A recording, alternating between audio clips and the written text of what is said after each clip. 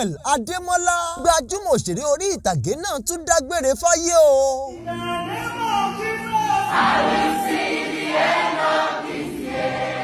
Ní December 27, 2025 at the age of 43 years. Irú kí lèyí lágbo òṣèré?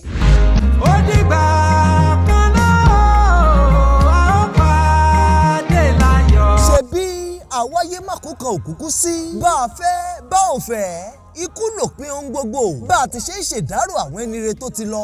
Bẹ́ẹ̀ ni Allwell náà tún fọ̀ṣọ́lẹ̀ tó tún kú o látàrí heart attack.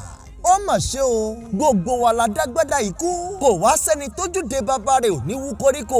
Ẹ jẹ́ ká rántí wọn, ká ṣèdárò wọn.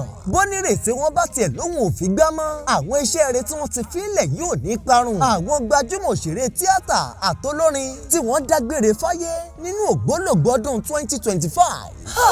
Ó mà ṣe o, ní January 30 ọdún 2025 ṣe ìrántíṣẹ́ ò gbàgbé ní àgbà òṣèré tíátà Aṣàpòkò jáde láyé lẹ́yìn tó fò odidi ọdún méjì wà ní dìbúlẹ̀ àìsàn kọ́lọ́jọ́ tó dé.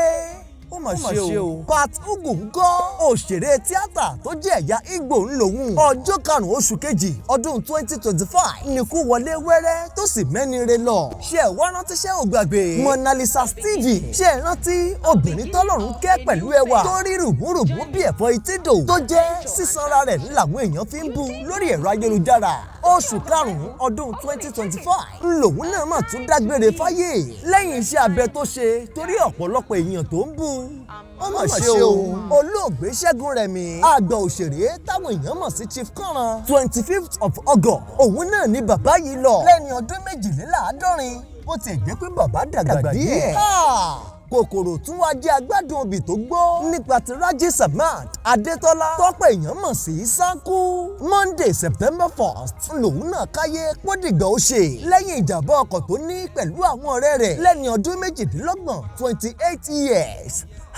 Big Bọ́lájí ńkọ́ Adédọ̀tun Ọlárewájú tó jẹ́ gbajúmọ̀ olórin ẹ̀mí tó tún jẹ́ pásítọ̀ ìjọ RCCG òwúrọ̀ kùtù ọjọ́ àjíǹde Kristi Sunday 21st April 2025 lòun náà káyé pódìgbà ó ṣe tó pàdé lẹ́sẹ̀ Jésù. Gbogbo ẹ̀ ó fi ń rán wa létí ni o wípé bá a pẹ́ láyé bá ò pẹ́ ikú lòpin ohun gbogbo.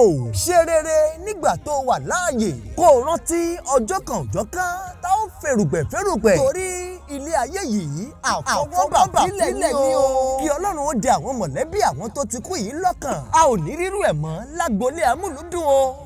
Àmín.